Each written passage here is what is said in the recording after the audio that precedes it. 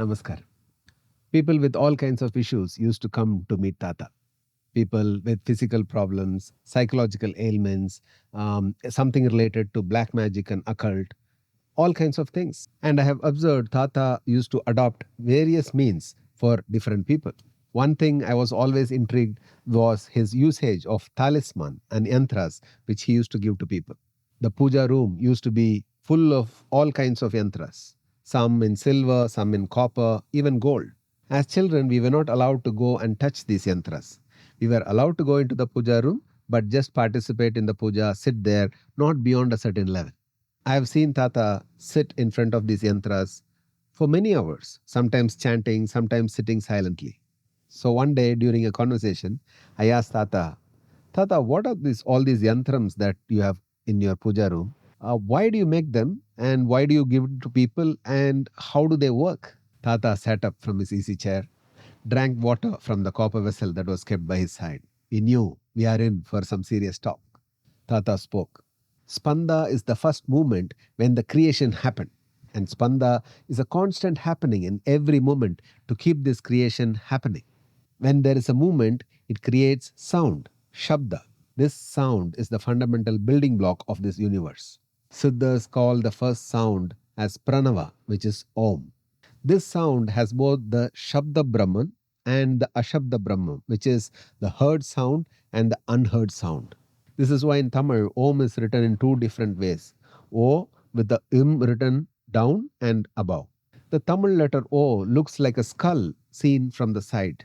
When Im or Ma is written in the jaw region, this is called as the Shabda Brahman or the uttered sound because you're uttering through the mouth. When Im is written in the skull space, it is called the Ashabda Brahman or the unuttered sound.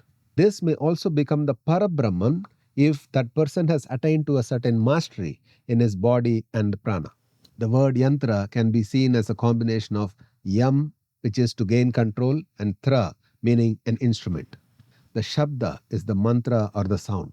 The word mantra is a combination of manas, which is mind, and stiram, meaning composed. So when the sound is uttered with a certain focus and intent in a very composed way, it becomes the mantra. Mantra is used to energize the yantra.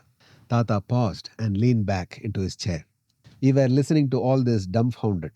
It was all a bit too heavy to understand, but it somehow made sense. I understood that certain sounds uttered with a certain intensity and intent become the mantras and they are used to energize the yantras. Tata continued. One can attain to the state of Parabrahman through various methods.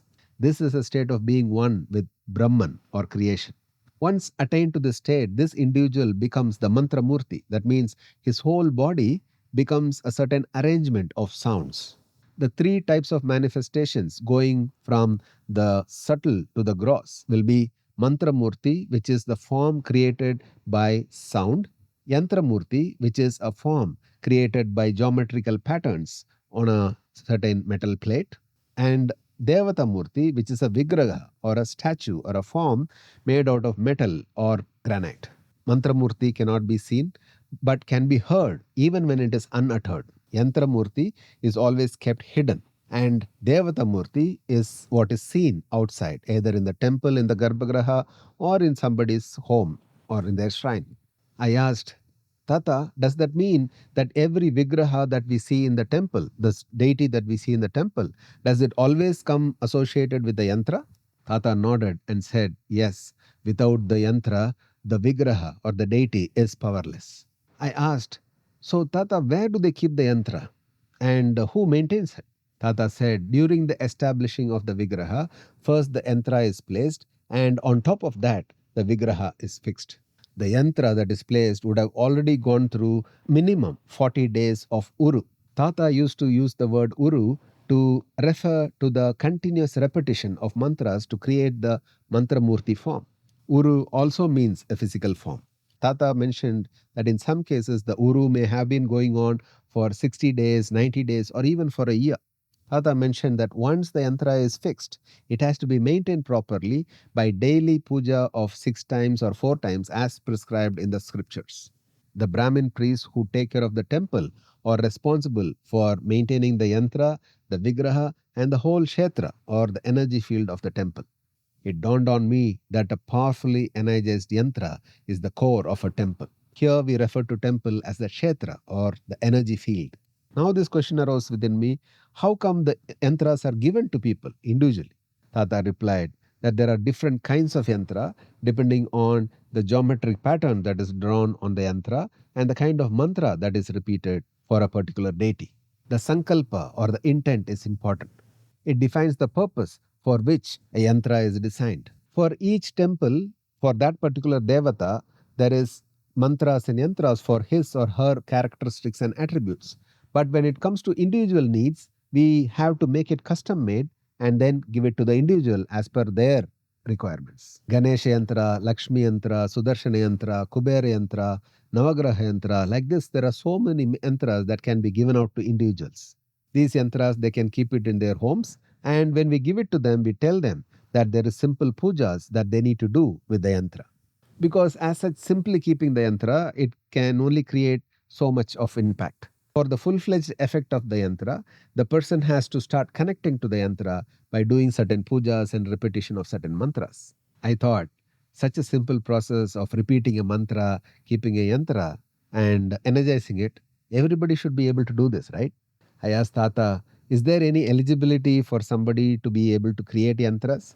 From what you said, it seems like I just have to learn the mantra and repeat it for certain hours every day for 40 days, and the yantra will be energized. Tata smiled, looking at the way I was simplifying such a complex thing, and he said, the person who makes the yantra has to be first established within himself. Mantra siddhi should have happened, meaning mastering of that sound or the mantra should have happened within the person's system. There are four stages in which the mantra can be uttered by a person. The fourth stage is vakhari or the spoken word which you hear. The third stage is madhyama, which is the thoughts forming in your mind before it is being spoken. The second stage is pashyanti, which is the intent or the will to speak. And the first stage is para, where the individual is in union with the cosmos or the ether. When such a person is creating a yantra, they don't have to sit in front of the yantra and repeat the mantras for hours. They exist in the state of the para or in union with the cosmos. They just have to shift to pashyanti, to a state of creating an intent or a will, and within a few hours, every day, the yantra is made.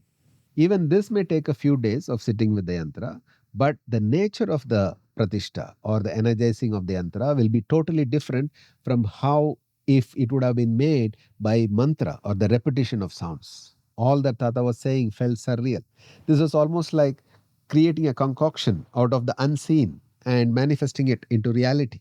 I felt a certain elation visualizing what kind of feeling it would be to create yantras for the benefit of others.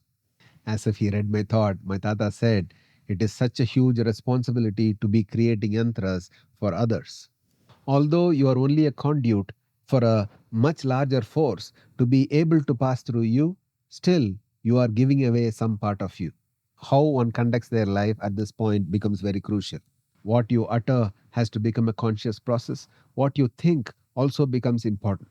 Hence, sadhana becomes the foundation or a guiding force to perform all these activities in one's life.